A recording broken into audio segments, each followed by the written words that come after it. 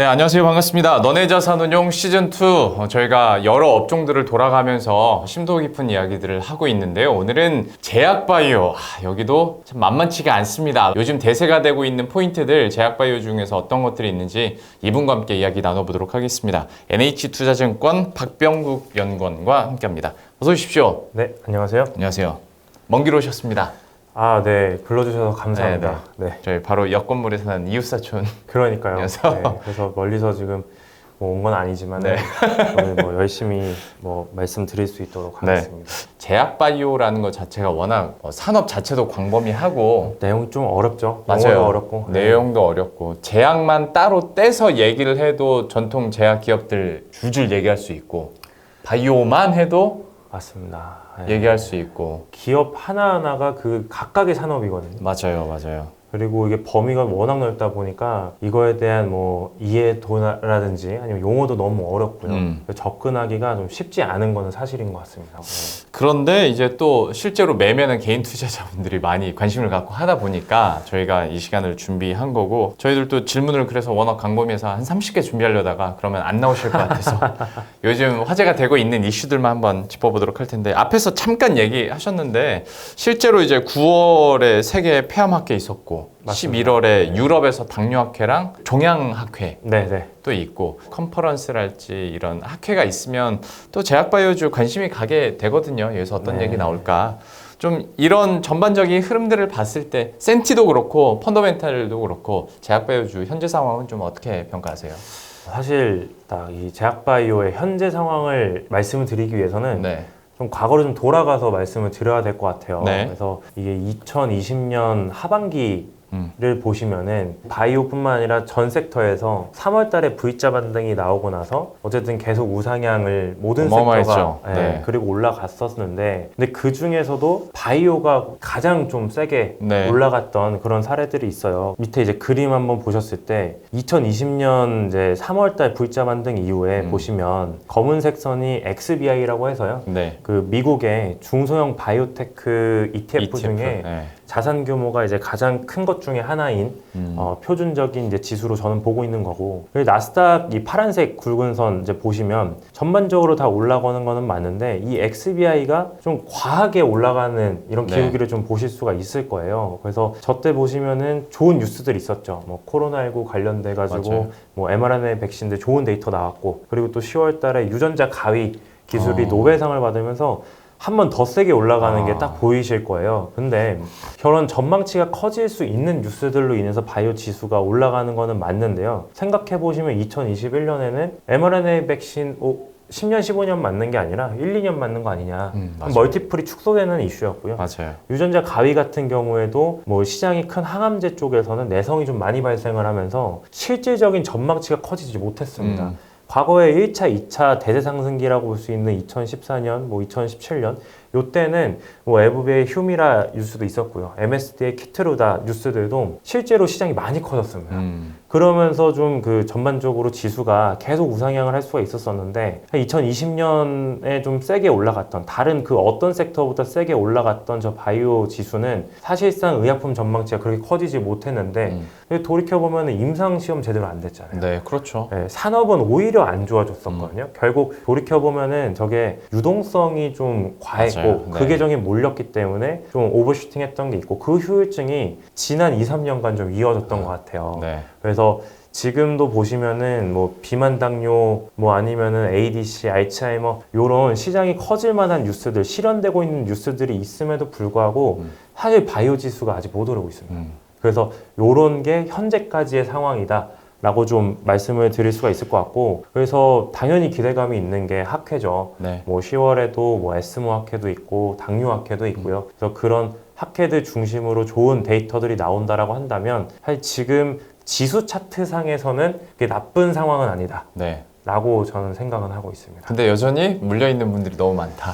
그럴 수밖에 없죠. 저기 보시면은 저게 그 나스닥의 상황이긴 하지만 네. 한국이랑 저게 똑같아요. 결국 이게 제가 미국 지수를 많이 봐야 되고 미국 산업을 많이 봐야 된다라고 하는 이유가 어차피 코스닥의 제약바이오 기업들이 시장으로 보는 건 국내 시장 아니거든요. 그렇죠. 전 세계 네. 의약품 시장에서 국내 내수가 차지하는 건 1%, 2%밖에 안 됩니다. 뭐 미국 시장이 전체 40%에서 50% 된다라고 보고 있고요. 유럽, 일본 이런 선진국 시장이 보통 70% 정도를 네. 가지고 있기 때문에 결국 해외 쪽이 먼저 좀 지수가 반등을 해줘야 국내에서도 좀 반등을 해주는 건데 그렇지 못하고 있는 상황이죠. 그래서 지금 좀 테마주 위주로 좀 가끔 튀었다가 뭐 다시 세게 또 하락폭이 좀 생겼다가 이런 게 좀 반복되는 상황인 것 같은데 결국 이 펀더멘털이 전반적으로 올라가는 구간이 언제냐라는 거를 좀 보셔야 될 것 같아요. 그래서 다시 한번 또 길게 한번 또 말씀을 드리자면 바이오 시장에서는 제가 봤을 때는 항체 시장이 많이 중요합니다. 예를 들어서 뭐 비만 당뇨 쪽도 저도 올해 4월 달에 인덱스 보고서도 쓰고 탑픽도 열심히 막 얘기하고 했지만 그쪽은 펩타이드 시장이거든요. 그래서 펩타이드 시장 당연히 커지고 하는 게 되게 좋지만 그 약가라든지 아니면은 CMO들이 약을 받아서 CMO 단가로 이제 계약을 하게 될 텐데 그런 단가는 낮을 수밖에 없습니다. 항체보다는 좀 더 이제 분자량이 작기 때문에 배치당 단가가 좀 작은 거죠. 그거 설명해 주세요. 들으신 네. 분들 중에 펩타이드 시장하고 항체 시장 이게 뭐야라고 하시는 분들도 있을 것 같아서. 그냥 그 바이오 의약품 중에서 여러 네. 가지 좀 모달리티로 좀 나뉠 수가 있는데 보통 펩타이드 의약품 같은 경우에는 저희 몸속에 있는 뭐 인슐린이라든지 네. 아니면은 뭐 글루카곤이라든지 몸속에 있는 그 물질을 그냥 본따서 만든 단백질 의약품이고 분자량이 상대적으로 항체보다는 작기는 하죠. 그래도 고분자로 분류가 되는데요. 근데 이제 항체 의약품이라고 하는 것은 그 저희 몸속의 뭐 리셉터라든지 아니면 리간드라든지 이런 것을 항원으로 이제 보고 타겟으로 해서 항체 의약품을 만드는 거예요. 달라붙을 수 있는 네. 그런 항체 의약품이 만들어져서 작용 기전을 뭐 방해를 한다거나 하는 그런 기전이 있는 건데 자, 여러분 슬슬 어려워지죠? 그렇죠. 죄송합니다. 저도 사실 많이 어렵고요. 근데 어쨌든 항체 의약품 같은 경우에는 이 분자량도 굉장히 크다라는 거죠. 그러면은 뭐 CMO들한테도 단가도 높을 수밖에 없고 그렇죠. 약가도 훨씬 큽니다. 사실 그만큼 근데 어렵잖아요. 어렵죠. 개발하는 기술 난이도도 좀 어렵고요. 네. 그리고 항암제 안에서만 본다라고 하면은 어떻게 보면은 발굴할 수 있는 타겟들은 지금 이미 많이 발굴이 되어 있는 상태여서 일반적인 항체나 이중항체에서는 어느 정도 성장률이 좀 턱에 찬 상황입니다. 네. 그래서 이것을 이제 타개하려고 하는 게 새로운 질환으로 가려고 하는 것이고 예를 들면 알츠하이머나 이런 중추신경계 쪽으로 가는 게 있고 그리고 항암제 쪽에서는 ADC라는 이제 기술들 얘기 많이 들리잖아요. 그래서 안티바디랑 이제 페이로드 독성 물질이랑 링커로 연결한 그런 기술들인데 이렇게 해보니까 기존에 실패했던 타겟들에 대해서 유효성 데이터가 굉장히 잘 나오는 거예요. 물론 안전성의 이슈가 좀 계속 거론이 되고 있긴 한데 그러면서 새로 한번 또 점프를 할 수 있는 그런 모멘텀이 지금 있을 수가 있습니다. 그래서 정리를 해서 네. 말씀을 드리면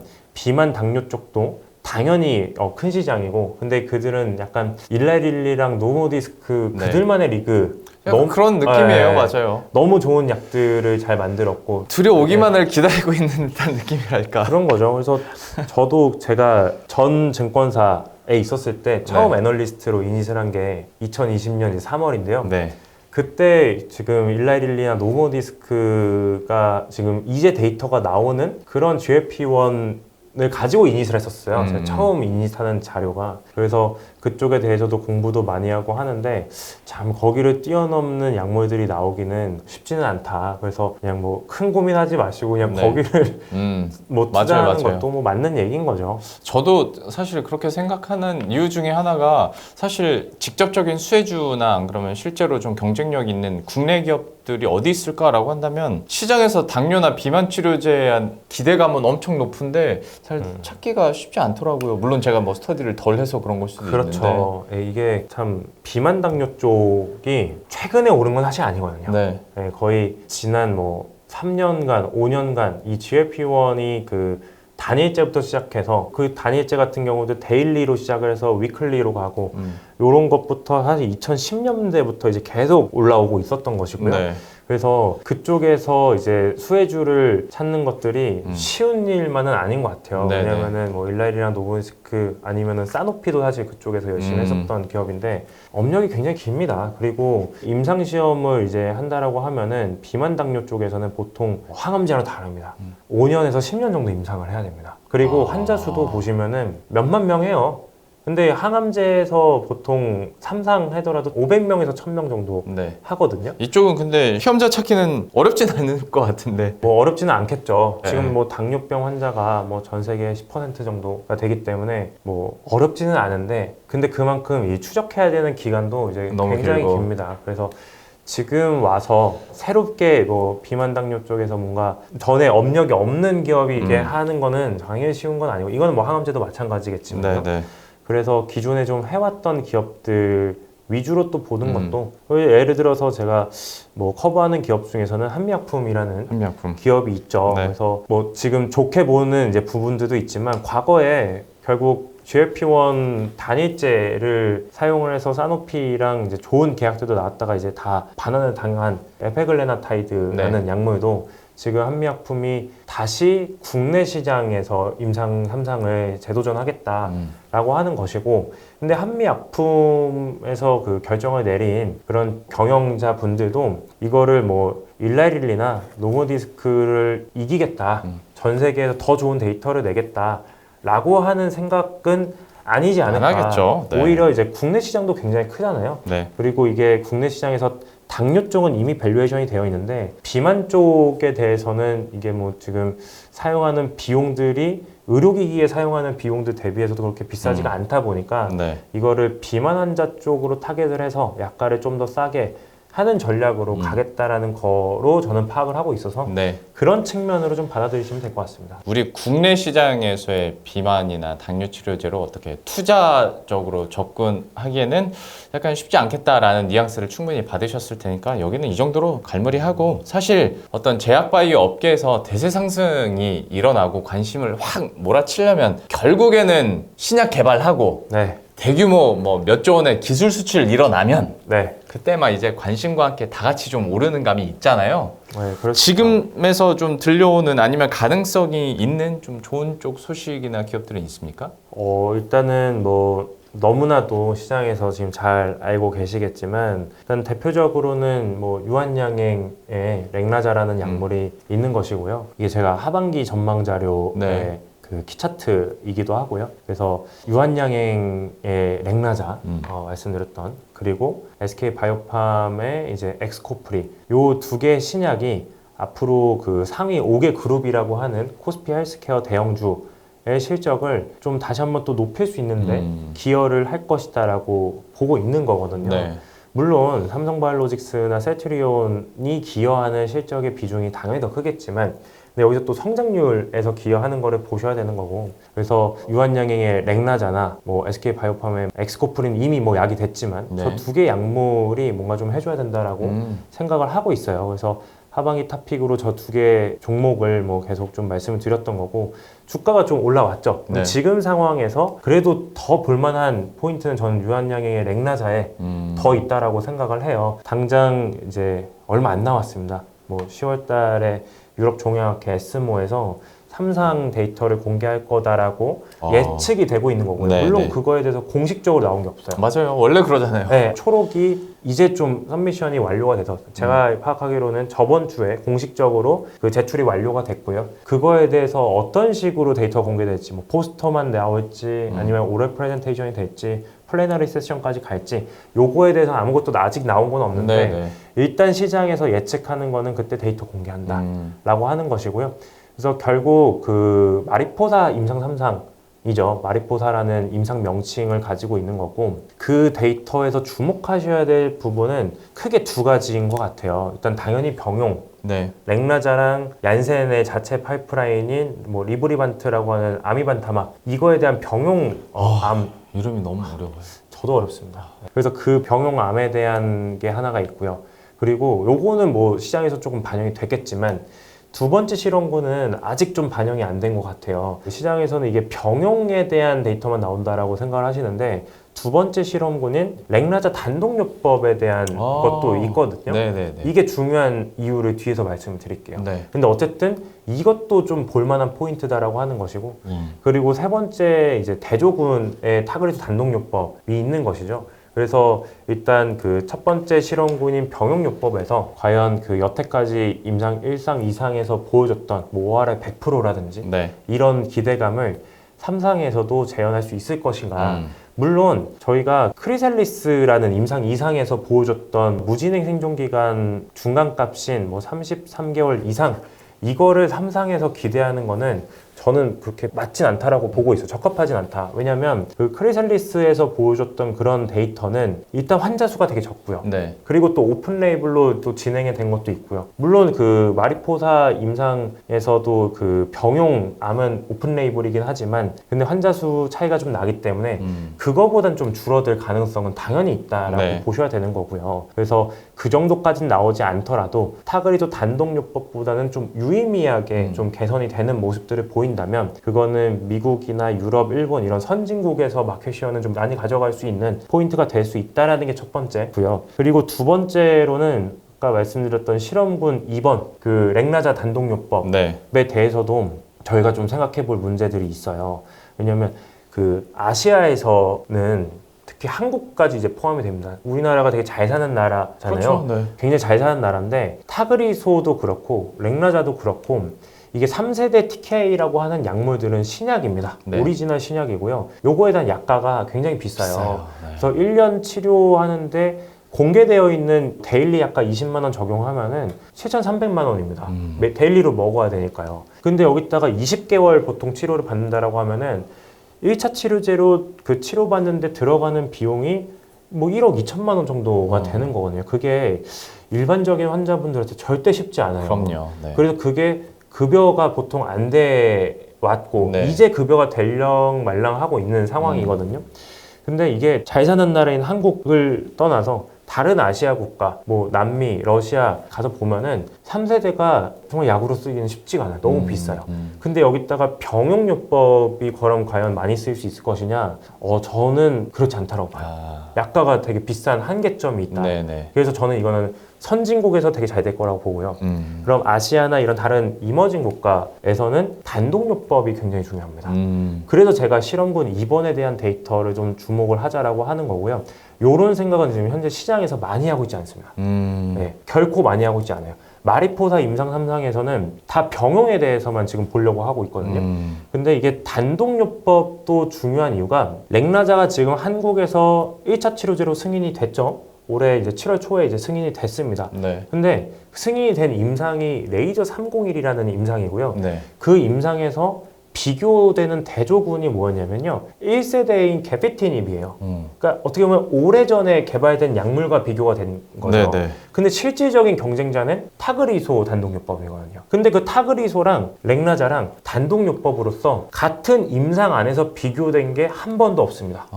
이게 시장에서는 이런 얘기들 많이 하죠. 렉나자는 이제 레이저 301에서 20개월이 나왔고, 그리고 뭐 타그리소는 어디서 뭐 16개월 나왔고, 18개월 나왔고, 19개월 나왔고, 그렇기 때문에 렉나자가 더 우수하다. 이렇게 얘기하는 거는 제가 너무 세게 얘기하는 걸 수도 있지만 의미가 사실 별로 없습니다. 임상적으로는 별로 의미가 없어요. 왜냐하면 같은 통제된 환경 안에서 임상을 진행한 것도 아니고요. 통계적 유의성을 볼 수가 없는 거죠. 그래서 결국 통제된 환경 안에서 같은 임상 안에서의 데이터가 비교가 돼야 되는 것이고요. 그 최초 데이터가 마리포사 임상 3상입니다. 그러니까 저희가 병용요법 시장도 당연히 굉장히 크기 때문에 보셔야 되지만 단독요법 시장 많이 큽니다. 네. 그 타그리소의 매출액으로 제가 좀 감을 좀 말씀을 드리면 타그리소가 선진국에서 버는 돈이 뭐 대부분일 것 같잖아요. 절반입니다. 나머지는 비선진국에서 봅니다. 지금 타그리소가 뭐 60억 달러 팔았다 이런 거에 네. 절반은 비선진국에서 버는 돈입니다.